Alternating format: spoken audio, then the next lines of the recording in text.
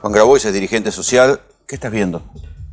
Mira, el Papa decía, a veces hay más escándalos si baja un punto en la bolsa que si mueren 10 personas de frío en la calle. Me acuerdo mucho esa frase. Lo que veo, me lo dijo una doña que tenía su casa en la Patagonia, pero no tenía leña, porque hay mucha gente que se sigue calefaccionando leña, ahora con la brutalidad que hicieron con las garrafas, que es de una insensibilidad increíble, va a ser peor, pero me decía, ser pobre es feo, pero ser pobre en invierno es más doloroso todavía. Es terrible. Nosotros hacemos lo que podemos, organizamos, creo que son unas 70 brigadas en todo el país. Son grupos de voluntarios y algunos militantes que van a los puntos donde hay gente en situación de calle a llevarles una manta, algo para morfar. Y es el reconocimiento de la dignidad intrínseca que tiene cualquier ser humano en cualquier situación, en cualquier rincón del mundo y particularmente de nuestro país. Pero esa asistencia no da abasto cuando hay cantidad y cantidad de gente que se va cayendo del mapa. No da abasto. Y además, el corrimiento del Estado, que es un corrimiento ilegítimo, porque existe una ley nacional para personas en situación de calle que impulsamos nosotros, que obliga al Estado Nacional, no solamente a las provincias y a la Ciudad de Buenos Aires, a hacerse cargo de algo que marca el nivel moral que tenemos como sociedad, porque como una sociedad trata a sus abuelos, a sus niños y a los más desfavorecidos, no solamente afecta a las víctimas de esta situación, sino a todos nosotros, ¿no? Si hay un desprecio, si hay un maltrato, todo el nivel cultural... Pero eso es justicia social y según mi ley es la encarnación del maligno en la tierra. Es dramático, aparte que lo haya dicho en un encuentro cristiano, porque la justicia social es la base de la doctrina social de la Iglesia y está en el corazón del Evangelio. Si uno ve el Evangelio, Jesús en Mateo 25 dice, ¿te vas a salvar o no te vas a salvar? Si le diste de comer, le diste de beber, fuiste a visitar a un enfermo, si fuiste a visitar a alguien que está preso, si alojaste a alguien que está solo, migrante, es decir, es el centro del Evangelio. Y la verdad que lo que dijo Milei, que lo escuché por partes porque me retuerce, vos me decías recién que volvió contra Francisco y... Sí, ahora te lo muestro. Viste, yo tuve dos padres, que los dos se murieron hace poco, mi papá biológico y Francisco, y la verdad que escuchar que insiste con eso, después de haberle pedido perdón, y el Papa lo perdonó. Y lo después de haber ido a llorarlo al entierro. Bueno, hizo algo muy feo. Fue el único dignatario, él y su hermana, que en realidad más que su hermana es la secretaria general de la presidencia, dejaron vacías las sillas durante el entierro. Pero lo más impresionante fue que él pidió perdón, porque lo había dicho en la campaña, y cuando él estaba vivo, desde luego, no se metía con él. Cuando él estaba vivo no hacía las cosas que hace ahora de persecución y de maltrato, se cuidaba un poquito más. Mira, te quiero mostrar lo que volvió a decir el presidente Milei, donde habló específicamente de una conferencia de Jesús Huerta de Soto, que es uno de sus inspiradores, sus ideólogos inspiradores, y ahí dice que según Huerta de Soto, la interpretación que hace, que Milei suscribe, es esta, de que la justicia social es una muestra más de la encarnación del maligno en la tierra. Pero mejor escuchémoslo directamente en palabras del presidente. Cuando el Señor Jesucristo está frente a las tres tentaciones que le propone el maligno, y en la peor de todas, el maligno le propone que se arrodille frente a él, porque le muestra todos los reinos del mundo, es decir, los estados, el Estado, y le dice que si se arrodilla frente a él, le dará el poder sobre todos los estados del mundo, porque ese poder le fue dado, es decir, está la confesión propia del maligno, que el Estado es la representación del demonio. Por eso cada vez que avanza el Estado, digamos, hay más pobreza, hay más calamidades, hay miseria. Bueno, por eso es que yo decía que a la luz de esto se entiende por qué está destruyendo las cosas que funcionan en el Estado, ¿no? Si es la encarnación del maligno en la tierra. Bueno, según su lógica, él es parte de esa encarnación porque es jefe de un Estado. Por ahí no se dio cuenta todavía, pero él es el jefe del Estado argentino, es el comandante en jefe de las Fuerzas Armadas de la República Argentina. Es decir, es autocontradictorio lo que plantea, pero es muy terrible porque, ahora, desde el punto de vista teológico, está cometiendo la herejía más vieja del mundo, que es la adoración del becerro de oro, ¿no? Su Dios es el dinero, su Dios es el mercado, el capital. Lo único que le importa es eso. Y desde el punto de vista político, si se quiere, va ya casi a una especie de tiranía teocrática, ¿no? Es una especie yihadista del mercado. No es sano para una república que entre el esoterismo que practica con su hermana y estas visiones fanatizadas de algo que no tiene absolutamente nada que ver con el Evangelio, se esté dictando la política en la Argentina. Es decir, desde luego detrás de todo esto está, también el Papa lo decía, se huele el estiércol del demonio, ¿no? Que es la idolatría del dinero. Mucho bla, bla, bla, pero atrás están los negociados con Libra, con los fondos de inversión británicos. Atrás de esto, de toda esta parafernalia, hay codicia, ¿no? Hay una voracidad por el dinero para su propio bolsillo y el de su círculo íntimo, que es muy evidente. Con lo de Libra fue evidente. Estoy convencido que lo de YPF está estrechamente vinculado. Él negocia YPF a cambio de la impunidad por el caso Libra, con el que está muy complicado en Estados Unidos y bastante complicado acá a partir de la querella que iniciamos nosotros con 3 damnificados, que está avanzando muy bien, donde ya está imputada también Karina Milei, Javier Milei y 3 empresarios del círculo más chico de Milei. Pero insisto con que acá se está generando una suerte de neo-lópez-reguismo. ¿Vos te acordás de López Rega? El brujo, le decían. Cuando se combina, ¿no?, esta parapsicología esotérica, elementos paraestatales funcionando, agrediendo permanentemente a todo connato de oposición, política, sindical, periodística, social, cultural. Bueno, vos fuiste preso por aquel episodio en un café con Perón. Me pareció una cosa entre graciosa y trágica que salga la ministra a confesar, ¿no?, a confesión de parte de relevo de pruebas, que fue una orden del presidente. El presidente no puede decidir si vos vas preso o yo voy preso. Se supone que lo tiene que hacer un juez. Y en aquel momento... ¿Que no intervino un juez? No, el juez negó 3 veces, está en el expediente, negó 3 veces que se haga desalojo. Porque ahí había una protesta, había una ocupación pacífica de un espacio que había sido clausurado, pero no había sido cerrado. Y yo me acordaba que este señor, que es tan machito de palabra, que se llama Spert, muy amigo del narcotráfico, que decía cárcel o bala. Imagínate, yo digo, bosta o bala. No sé, le pregunto a la señora jueza si eso es un delito, ¿no? Pero que él nos ofrezca bala no hay ningún problema. A ver, no podés ser el guachiporonga del conurbano bonaerense y al mismo tiempo ir a querellar porque decís que te sentís intimidado por 4 pibas de menos de 30 años. Una cosa medio rara, ¿no? Esta ambigüedad que tiene el presidente decir que el Estado es la representación del maligno y es la representación del Estado él, porque es el presidente. Y este hombre Spert entró, rompió una clausura de un municipio para ir a reivindicar a su gran héroe, que es Galperin, que es un monopolista de la Argentina, que en los lugares que ellos admiran, como Estados Unidos, les ponen un freno. Fíjate Elon Musk, ¿no?, que era el amiguito de Milei. Ahora no lo nombra más porque no sabe si quiere ser amigo de Trump o quiere ser amigo de Elon Musk. Y bueno, esta gente que es advenediza y trepadora busca en qué palenque se va a rascar. Todavía no lo entiende muy bien. Pero hay una serie de contradicciones que serían casi cómicas si el mar de fondo de eso no fuera 1,5 millones de niños que se van a dormir sin comer, si no fuera que le quitan los remedios a los ancianos, si no fuera que el maple de huevo está a 6 lucas. Ahí te quiero llevar. Porque hay otra cifra que es la cantidad de empresas que están cerrando y la cantidad de puestos de trabajo en blanco que se están perdiendo. ¿Cómo es que va a la deriva de esa crisis social? Siempre hay una dinámica entre algo muy bueno que es bajar la inflación, aunque la proyección es un 26% de inflación anual, que no es la gran cosa, te diré, y el estancamiento. Y para eso hay que manejar equilibradamente las cosas.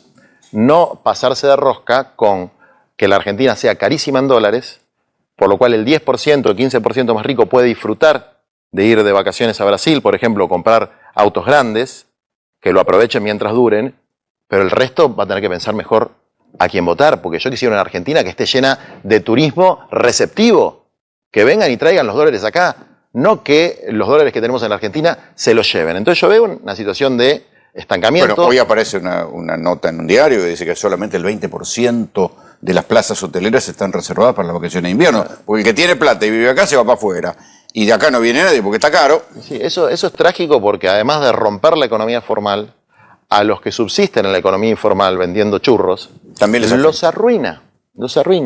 Entonces hay un modelo que es un modelo rentístico, especulativo, pero financiero. Alguien lo votó a Milei. Digo, sí. Alguien lo votó y ¿Hace falta una autocrítica del peronismo sobre la inflación? Desde luego que hace falta, porque incluso había algunos cultores de la inflación, ¿no? Gente que planteaba que la inflación era un elemento positivo para la economía. Un poco de inflación no estaba mal. Sí, capaz que un poco no está, pero 100 y pico % anual es un desastre. Y eso fue desastroso, eso fue lo que nos hizo perder las elecciones, fundamentalmente, aparte de una mala gestión de gobierno en términos generales, salvo algunas áreas que se gestionaron bien, porque la inflación es un fenómeno no solamente del bolsillo, sino de la cabeza. Si vos no sabés cuánto va a venir, si sos un comerciante... Te cubrís por las dudas. Pero y además te hace mal, estás angustiado. Entonces la inflación te mantiene una suerte de estabilidad, pero esa estabilidad termina cuando tenés que pagar la deuda del 90 y pico % de los argentinos está endeudado para comprar la comida con tarjeta de crédito. Estos son datos oficiales del propio gobierno. Pero además se perdieron más de 140.000... ¿Qué pasa si en las elecciones le renuevan el crédito al gobierno? Déjame terminar esta idea, porque vos la planteaste y me parece fundamental. 140.000 empleos registrados asalariados en el sector privado. Triple motosierra del sector privado, porque es el triple de los empleos públicos, que está muy mal, aparte. 42.000. Sí, esos 40, bueno, hace la cuenta y decís, pero hermano, la motosierra fue al sector privado. Le jodiste la vida a las pymes y le jodiste la vida a los asalariados. Y solamente beneficiaste al 1% más rico. Entonces, ahí hay un problema también de modelo de país que tiene que ver con esta idea del staff permanente no quiero decir de la derecha porque es burdo, ¿no? De los estafadores de la Argentina, que son Sturzenegger, Caputo, Bullrich, que siempre se reciclan, estuvieron en todas las grandes crisis de la Argentina, que son una mezcla de violencia y de saqueo, que mienten, roban, gobiernan un poquito y se van. O en helicóptero o caminando, no importa, ellos siguen la buena vida, siguen banqueteando con los empresarios, con los fondos de inversión, saquean. Y a Milei, perdón que lo diga así, no quiero ser grosero, pero Milei es un forro de esto, un preservativo. Lo van a usar y lo van a tirar. Yo no creo que le esté yendo tan bien en términos político-electorales. Ganó un balotaje. Él sacó el 30% de los votos en la elección general. Y ganó un balotaje con los votos de Patricia Bullrich, ¿no? Con la que después hizo una alianza. Patricia Bullrich, que es una traidora consuetudinaria, lo traicionó a su anterior jefe, que era Mauricio Macri, por el que no tengo ninguna simpatía, así que bárbaro, un mafioso menos en la política, quedó totalmente absorbido por La Libertad Avanza. Y ahora lo que se está viendo, por lo menos lo que se vio en las elecciones de Santa Fe y la Ciudad de Buenos Aires, que lo que gana es el ausentismo. Es decir, la gente no quiere votar a La Libertad Avanza, tampoco nos quiere votar a nosotros. Esto es un dato de la realidad. Y cuando digo nosotros me refiero a una coalición que hasta hoy se llama Unión por la Patria, donde hay mucha diversidad. Yo pongo el clivaje en que los que plantean, por lo menos de la boca para afuera, algunos de la boca para afuera, pero no lo hacen, un esquema de un humanismo básico. O sea, donde el tipo que está en situación de calle, el pibe que no tiene para morfar, o el jubilado que no puede comprar los remedios, un niño con trastorno del espectro autista o una periodista no son objeto de humillación permanente y de saqueo y de maltrato económico, cultural, etc. Bueno, ese campo humanista efectivamente viene a ser un gobierno mediocre. ¿A ese campo humanista, Cristina, le sirve o le molesta? Yo creo que Cristina hizo 2 grandes gobiernos. Y si uno lo ve, sobre todo con el diario del lunes, es decir, con el diario de hoy. Vos fuiste parte opositor también. Yo fui muy opositor. ¿Y ahora te das cuenta? Y sí, a veces pasa eso, a veces te das cuenta después, ¿no? A veces te das cuenta de lo que perdiste cuando lo perdiste. Porque yo me acuerdo que con Bergoglio hacíamos una misa todos los años por una sociedad sin esclavos ni excluidos. Y había un concepto que era el escándalo de la pobreza. Y estábamos en 25% de pobreza. Ahora estamos en 40 y pico. O sea, siempre se puede estar peor. Siempre se puede estar peor. Entonces, bueno, ahora viendo, por ejemplo, nosotros trabajamos mucho para que en nuestra fuerza, que es Argentina Humana, los científicos tengan un lugar predominante, así como la gente de la clase trabajadora y la juventud, ¿no? Son como los 3 sectores que nosotros queremos representar. Y me contaba Adriana Serkis, que fue la titular de la Comisión Nacional de Energía Atómica, cómo están destruyendo un sector donde nosotros estábamos en la vanguardia tecnológica mundial, con un reactor modular que cuando estuve en Estados Unidos hace poco, invitado por la Universidad de Nueva York y Princeton, hablé con gente de derecha, de izquierda, es decir, con el partido, gente de Trump y gente de Bernie Sanders. Todos sabían perfectamente lo que pasaba en el sector nuclear de la Argentina, en el sector aeroespacial, donde llegamos casi a tener el tronador, que era para que los satélites nuestros, de nuestra producción, lleguen a su órbita correspondiente. Y no tengan que depender de los satélites, bueno, de los cohetes de Elon Musk. Exactamente. Ahora, esa apertura no es una apertura, Es una destrucción. Bueno, entonces Milei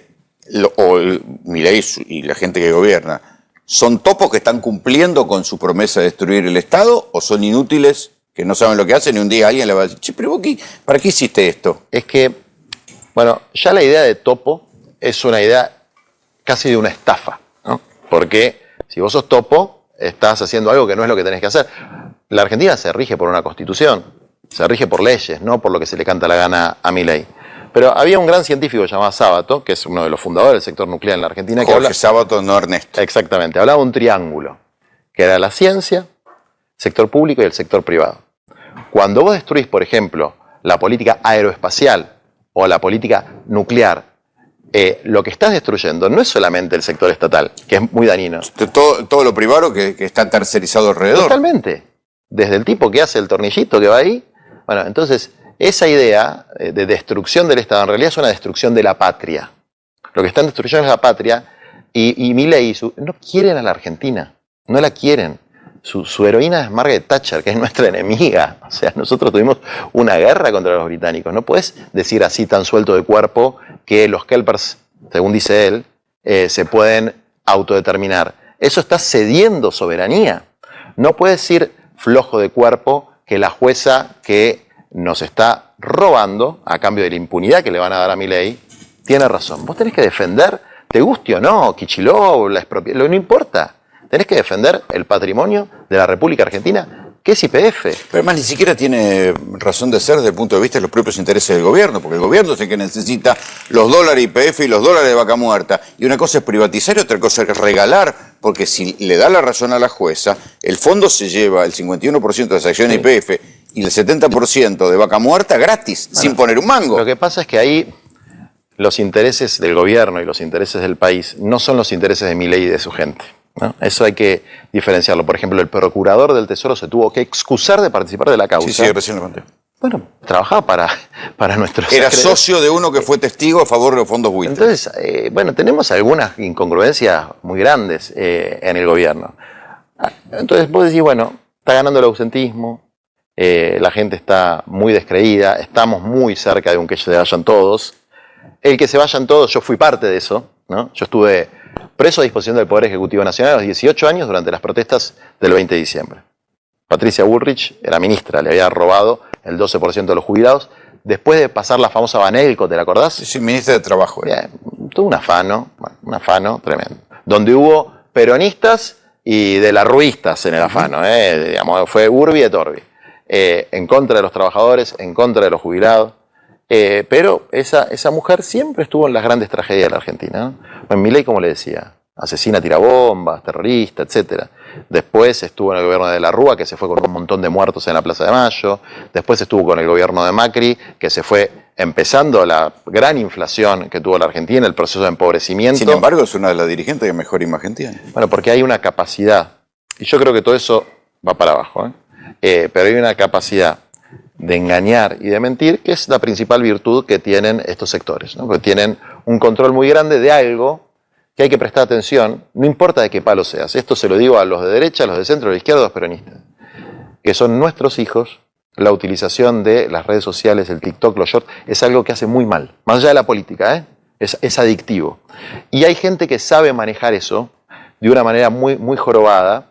Y esto se vio muy claro con el caso Mengolini, yo soy el abogado de Mengolini, donde se empieza a aplicar la alta tecnología con deepfake para inventar una escena íntima horrible, que le hicieron horrible, y el presidente hizo más de 50 retweets sobre eso. Entonces, sí, mereció esa actitud, mereció hasta una nota del New York Times. Bueno, nosotros, no voy a contar la estrategia judicial, pero le va a ir muy mal con eso, a él y a la bandurria que tiene, que está financiada con la nuestra, como decían ellos, porque la CIDE pone guita en esas granjas de troll. Bueno, buena parte de esos trabajan se supone que sí, esos community managers trabajan en casa de gobierno. Es una cosa espeluznante, porque es la nueva casta, ¿no? Una casta tecnocrática destinada fundamentalmente, porque eso que él llama triángulo de hierro. Pero todo eso es por el fracaso de la gestión de este peronismo. No te quepa la menor duda. Y es también, es el fracaso. ¿Y cuánto va a durar hasta que la sociedad perdone al peronismo? Bueno, tiene que haber también un recambio en el campo peronista, en el campo humanista. Quiero decir, tiene que haber, primero, que antes de discutir listas de candidatos hay que discutir listas de prioridades, ¿no? Entonces, ¿cuáles son las prioridades que tenemos en la Argentina? ¿Ves que camina la unidad en Provincia de Buenos Aires a partir de lo que pasó con Cristina? Hay unidades y hay rejuntes. ¿Y de qué estamos? Yo no unidad o rejunte lo que va a yo pasar? no dramatizo tanto ese tema. Yo creo que es más importante lograr la unidad de prioridades, porque después, por ejemplo, en la ciudad de Buenos Aires o en Rosario no hubo listas de unidad, y la ciudad de Buenos Aires se hizo una muy buena elección con un planteo para mí adecuado, una lista muy decente donde había juventud, gente de sectores populares, gente muy preparada, y en Rosario se ganó con una expresión como Juan Monteverde, que es un tipo joven que no viene del peronismo, pero que se pudo hacer una idea electoral. Ahora, había división ahí, y se ganó igual, división, entre comillas. ¿Por qué? Porque yo creo, por lo que percibo en la calle, ¿no? Lo que hablo con del bar de la esquina de ahí cerca de donde vivías vos, Puente Saavedra. en Puente Saavedra, que me decía así: Juan, si no te dan bola, anda por afuera. Mira, lo que nosotros necesitamos en estas elecciones es llenar de diputados y senadores gente que se oponga al modelo de Milei.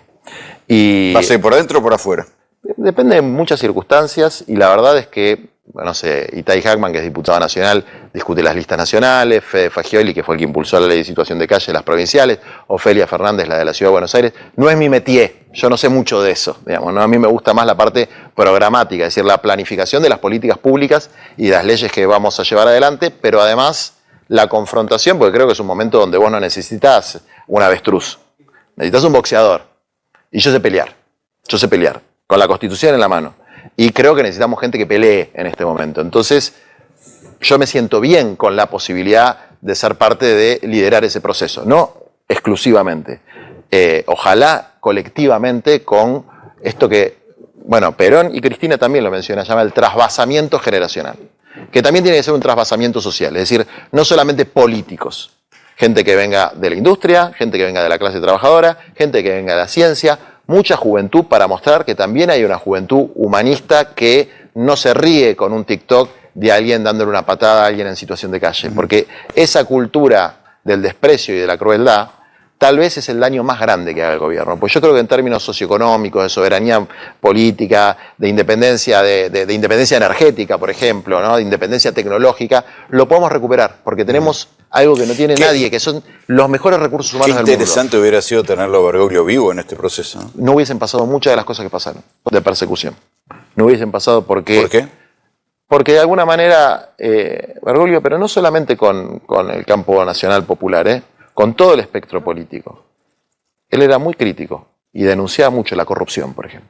Pero a la vez era muy crítico del lawfare, era muy crítico de las proscripciones, era muy crítico de la represión. Bueno, la última vez que yo pude estar con él, que estaba bien, que hablaba, él hizo una crítica muy fuerte. Dijo, en vez de pagar la justicia social, las jubilaciones, decidieron comprar lo más caro que hay, que es ese gas pimienta. Bueno, en sifones. Entonces, bueno, eso... Ahí les agarró un poco de contacto con él hasta el final? ¿O? Mira, yo no hablo mucho de eso, pero lo que te voy a contar es que pocos días antes de que fallezca estaba muy incomunicado él y recibí de un secretario la carta de que él había recibido lo que yo le había podido mandar, que, bueno, el tema de la cercanía, todavía no hice el duelo, ¿viste? Entonces, lo que sí yo creo que los que lo queremos a Francisco tenemos que llevar las banderas que él sostenía: tierra, techo y trabajo, la justicia social como elemento central. Él lo planteó muchas veces. Van a ser bandera y discusión de campaña. Van a ser sobre todo con un presidente que lo sube permanentemente al ring para discutir. Y otro tema que él siempre tuvo muy fijado es el tema del narcotráfico. Y yo creo que uno de mis rivales seguramente va a ser Spert, que es un hombre que a mí realmente... ¿Por qué decís que él tiene vínculo en el narcotráfico? Bueno, esto sería bueno... Está el asunto aquel de la avioneta, pero él hizo una aclaración. No, pero su aclaración no sirve para nada. A ver, uno de los narcos... Yo se lo pregunté, hizo una aclaración aquí en un estudio. Más peligrosos de la Argentina, Fred Machado, con extradición de Estados Unidos. Él no solamente usó su avioneta, sino un auto blindado, porque es bastante cagón, entonces va con custodia, auto blindado, qué sé yo. En campaña, eso es financiamiento de la campaña, acá y en la China. Y además es gracioso. Dice que no sabía quién era. Tiene el mismo abogado, no me acuerdo si se llama Mola o algo por el estilo, perdón si me equivoco el apellido. El mismo abogado de Fred Machado es el abogado de Milei. Yo no digo nada, todo el mundo tiene derecho a ejercer la profesión, yo soy abogado. A mí no me gustaría ser abogado de narcos y de violines, pero evidentemente, bueno, alguna conexión deben tener. Y además están pasando cosas feas, ¿viste? O sea, si acá en la Argentina llega el fentanilo, que es la droga de la muerte, como pasó, que murió un montón de gente por esa droga adulterada, que también esa gente tiene el mismo abogado, cosas raras están pasando. A ver, ¿para qué abrís el mercado de las armas semiautomáticas? ¿Qué va a haber? 3 pibes fanáticos de las armas comprando? ¿A dónde van a llegar esas armas? Esas armas llegan al narco. ¿Para qué hacen terreno arrasado sacando el Estado y sacando a las organizaciones sociales? Yo la verdad pienso que a veces por mala intención o a veces por estupidez, más que anarcocapitalismo, acá vamos a un narcocapitalismo, vamos a un narcoestado. Sí, pero en la provincia de Buenos Aires gobierna Kicillof, en Santa Fe gobierna Puyaro. Es cierto, pero ¿de dónde viene la droga? De las fronteras. ¿Y quién controla las fronteras? Gendarmería y ahora el ejército. ¿Y a dónde está la gendarmería ahora? Reprimiendo jubilados. En vez de tener a la gendarmería haciendo lo que tiene que hacer, que es evitando que venga la droga, en vez de gastarse millones y millones de dólares en jeeps blindados que están comprando al ejército norteamericano, que es un negocio que hacen los norteamericanos, bien por ellos hacen negocios, a nosotros nos cagan los nuestros, digamos, ¿no? Decía una frase, es peor el indio que te vende que el gringo que te compra. Bueno, este es uno que nos está vendiendo. ¿Por qué no radarizan la frontera? Si les interesa tanto la tecnología, tienen tantos amigos que tienen radares, radaricen la frontera. No entra más un kilo de nada. Hay mucha permisividad ahí. Y además, las condiciones de laburo, yo cuando me detuvieron, le agradecí a Patricia Bullrich la experiencia que fue estar en la Superintendencia de Investigaciones Federales un par de horas. Primero me trataron... Es el cuartel de la Policía Federal en Madariaga. Exactamente, me trataron de 10, la verdad no me puedo quejar. Pero más allá de eso, las condiciones infrahumanas del personal policial. Y después del Servicio Penitenciario Federal. Infrahumanas. Parece que están presos ellos, ¿eh? No tienen ni ropa, se cagaban de frío. Los lugares donde laburaban, yo te digo, ojalá que puedas acceder a no te dejan. la decaidía de la Superintendencia Federal. Pero no sabés lo que es eso. Computadoras del siglo pasado, literalmente. Todo se cae al piso. Los pibes tienen 21 o 22 años. De verdad no saben usar un arma. Por eso aparece de repente un pibe que en el marco de, no sé, una confrontación con ladrones dispara 50.000 balas y mata a alguien. Porque no sabe, no tiene el adiestramiento. Es decir, todo lo que ellos se golpean el pecho y dicen que combaten es lo que efectivamente no combaten y permiten, ¿no? Y bueno, ahí me parece que se está generando una situación muy, muy jodida que ojalá podamos revertirla en el terreno electoral, pero hay que desdramatizar las elecciones de medio término, en la que, digo, a la oposición está yendo muy bien, muy bien. En la capital federal se hizo una excelente elección. Vos decís, bueno, ganó Adorni, no importa, metimos la misma cantidad de diputados. Y se armó una cosa interesante. En Rosario también, en Santa Fe, la ciudad también nos fue muy bien. Ahora hay que ver en la provincia de Buenos Aires, que es algo muy importante, hay 2 elecciones, la provincial y la nacional, y ojalá que ahí haya una idea política con P mayúscula, porque la política en definitiva es cómo crear una sociedad de oportunidades, una comunidad que le permita a cada uno buscar su felicidad. Y eso, como dice el himno, requiere libertad, sí, pero también ver en trono a la noble igualdad. Y cuando digo igualdad no digo colectivismo, digo que el derecho... Igualdad de oportunidades, obvio, algo que estaba en la base del liberalismo también. Pero desde luego, esta gente no es liberal, esto es otra cosa. Esto es otra cosa, no es liberalismo. Esto no tiene nada que ver con los conceptos esenciales del liberalismo, nada que ver con Alberdi, que ahora el tataranieto de Alberdi, que lo apoyaba a Milei, habla pestes de Milei, porque esto es otra cosa, esto es plutocracia. Este es el gobierno del 1% o el 0.1% más rico, que aparte no viven acá. Entonces, ver en trono a la noble igualdad quiere decir que cuando vos, el día que nacés, si nacés en Villa Fiorito o nacés en Recoleta, por lo menos tenés que tener algo parecido a la posibilidad. A una educación digna, a un laburo y a una salud digna. ¿Vos te acordás que se burlaba mucho del plan Cunita? Sí, que era una cuna, era muy bueno, era un kit muy bueno para los chicos, pero para mí tiene un valor simbólico eso. Lo pensé mucho después. Pero es que son llamados, o sea, saben destruir, pero después no saben poner nada mejor. Destruir es muy fácil. Construir tarda mucho tiempo. Destruirlo puede ser en un minuto. Digamos, ¿no? Entonces hay efectivamente un proceso destructivo, no solamente de lo público, que no es lo mismo de lo estatal, de lo público, la salud, la educación, las universidades, el CONICET, el Garrahan. Todo lo que permite a un país, pero esto pasó en todos los países centrales, en la Unión Europea, en los países escandinavos, en el propio Estados Unidos, es el impulso del Estado el que desarrolla la tecnología de punta y después las empresas privadas, como en el Triángulo de Sábato, bueno, trabajan alrededor de eso. No es que viene mágicamente de Mandrake y arma una empresa de satélites. No existe eso, no pasa. Digamos, todos los satélites que desarrollaron empresas privadas en Estados Unidos surgieron primero del complejo industrial norteamericano. Ahora se sabe que Elon Musk, lo dice el propio Trump, estaba subsidiado en todas sus actividades. A ver, no te quepa en los autos, en los satélites. Y los grandes popes de las redes sociales, a ver, Facebook fue un desarrollo del FBI. Esto es público, no es una teoría conspirativa. Entonces, hay una incomprensión de cómo se puede crear una sociedad con una economía próspera pero mixta, donde hay un lugar para el sector privado, hay un lugar para el sector público y hay un lugar para el sector cooperativo, que es una necesidad que tenemos con la nueva estructura del trabajo para poder organizar ese núcleo duro de la pobreza que no encuentra en el mercado laboral formal una salida, que está en la informalidad y que de esa informalidad se pueden desarrollar cooperativas que por lo menos alberguen a tanta gente. Hubo mucho curro con las cooperativas. Sí, terrible. Bueno, pero por eso hay una frase en latín que dice corruptio optima pésima. Quiere decir, la corrupción de lo bueno es la peor corrupción. Porque cuando hay corrupción en la salud, en la educación, en las cooperativas, es como que se degrada, ¿no? Como que empieza a dar desconfianza. Que las buenas intenciones se convierten en algo desprestigiado. Totalmente desprestigiado, y que las buenas experiencias, porque una experiencia mala mancha 100 experiencias buenas. Juan, gracias por venir. Bueno, muchas gracias. Gracias. A vos.